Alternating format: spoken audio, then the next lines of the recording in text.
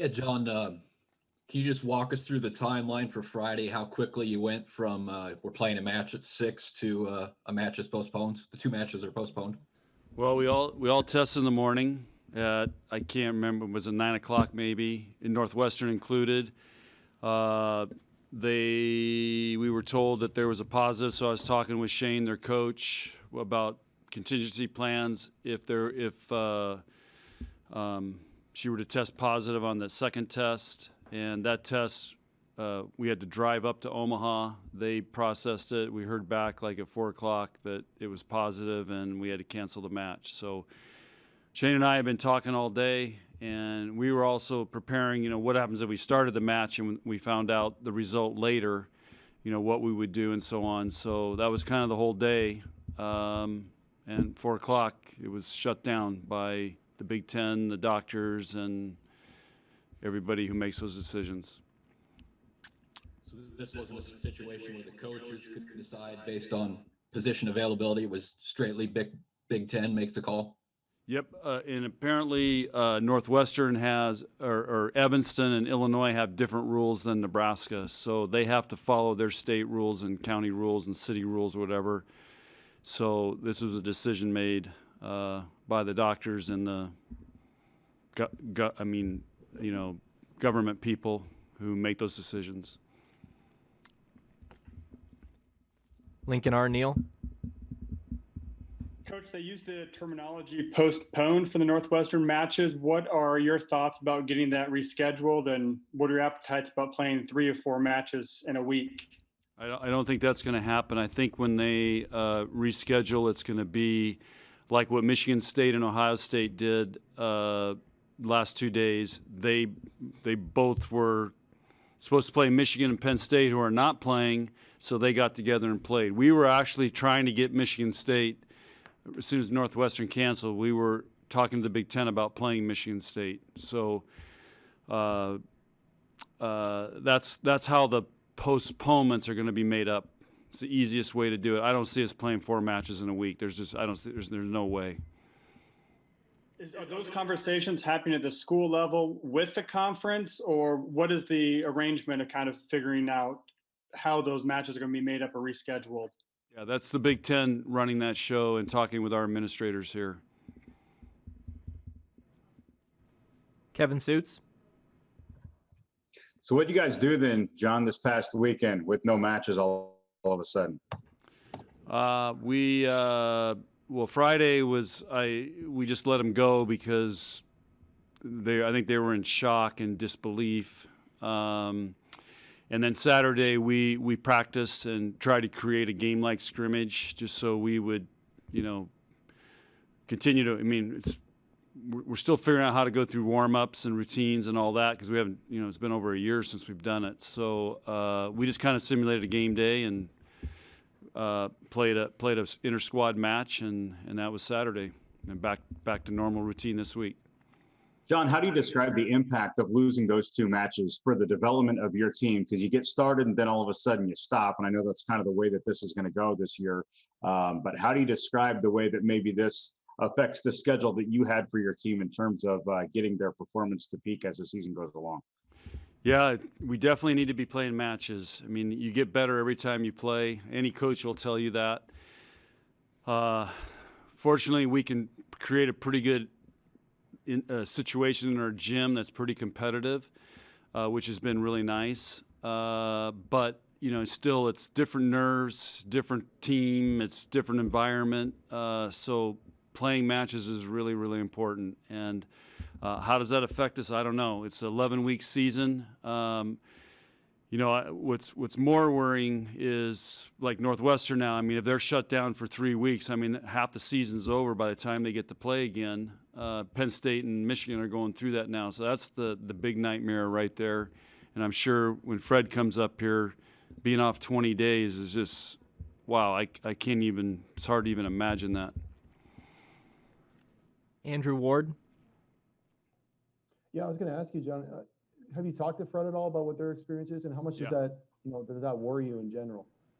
Yeah, I pretty much have been checking in with them all, every day, every other day, just trying to learn and what they're doing, how they're approaching all this, how to prevent from getting it. And so, yes, and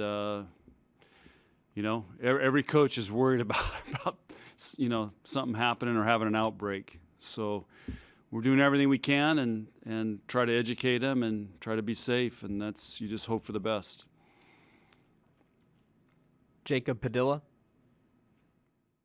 Coach, I know Maryland's actually got all 4 matches in. Looks like their blocking numbers have been pretty decent. They took Ohio State to 5 sets twice. What have you seen from them, and what kind of challenges they'll present to you, especially coming off this break that you guys are having?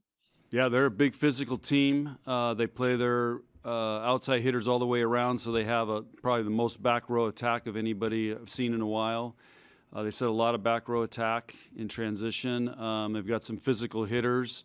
Really, a couple great players, Pritchard and the other middle. I can't remember her name right now, but they've been there for a couple years. They're older. They're more experienced. Their coach has been there a little bit longer now, so they're an up-and-coming team, and it's a Big Ten match, and they have an advantage on us that they have played 4 matches. They've been in 5 gamers, both 5 gamers with Ohio State, which is great, and so it's Big Ten, baby. Lincoln Arneal. How much is there any concern knowing that Northwestern they're in the Devaney Center and there was conversations that were happening? What kind of protocols were in place to make sure that even when matches aren't played, that there's not any cross-contamination going on between the programs? The only things, we don't practice at the same time, so we're not there. We didn't sterilize the balls because the player who tested that's why we test early in the morning. She tested positive, so she got isolated right away till they knew officially what the deal was. So there's no contact, no cross-contamination. We just have to keep our coaches away from their coaches, and that's probably the biggest challenge. Brent Wagner. Yeah, how did your players? That's because some of our coaches know their coaches, so that's we have to maintain social distance there. Yeah, what was your question, Brent? How did your players handle the reaction of the not well. They were in disbelief. They didn't believe me. They thought we were playing a joke on them. So they weren't aware during the day that there was some question about it. It was just at that moment you told them. We didn't tell them because we didn't want them messing with their minds on that. And again, when we were at Indiana had a player test positive, but later was negative, so it was a false positive. So with these rapid tests, there's a higher percentage of false positives. So we were hopeful that she would be, end up being negative and we could play. So I didn't say anything to our team, but it was almost a riot in the ready room when I told them. So what time was the decision made? It was around 4 o'clock.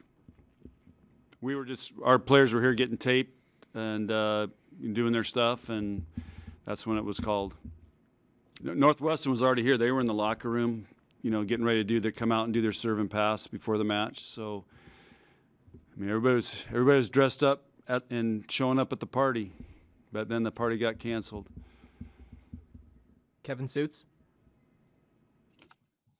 So, John, how do you navigate this weekend then? Because I'm sure Friday's going to maybe have a different feel for the girls when they come to the Devaney in hopes of playing again. You have to kind of go through your speech and your protocols and everything that you were going to do this past weekend and do it all over again? Or do you kind of take a different approach knowing that they might have some guarded hearts about what's about to happen? No, I think I've been prepping them for a year. You just got to take it day by day and hope for the best, prepare for the worst. And so we just stay in our routine. That's a big thing we're trying to do now. It's hard for them with school because they don't go to class anymore. And we're just trying to keep them in a routine and a routine throughout the week and our routine leading up to matches. So I think they'll be excited to play. But now the reality is that, when you're in college, you don't ever think like, oh, it's going to happen, or it's going to get canceled. They don't think that way. And so now they know it can happen, and hopefully that helps them to be more urgent with them staying safe, and so we can have a season. One more question from Lincoln Arneal. Coach, how did you see that they kind of bounced back? You mentioned they didn't disbelief on Friday, but when they came back on Saturday and then yesterday, how did you kind of assess where they were mentally, physically, ready to get back in the routine of things? Well, Saturday was great. They were excited to play. We let parents come in and watch, so it kind of felt like a game because we had parents that traveled here, so we were able to do that. And then they were fired up in practice Monday. So, but this group's, I cannot remember. I think we've had one bad practice in the last year that I can remember. So this group loves to train. They love being in there. They want to get better, and so they've been pretty fired up.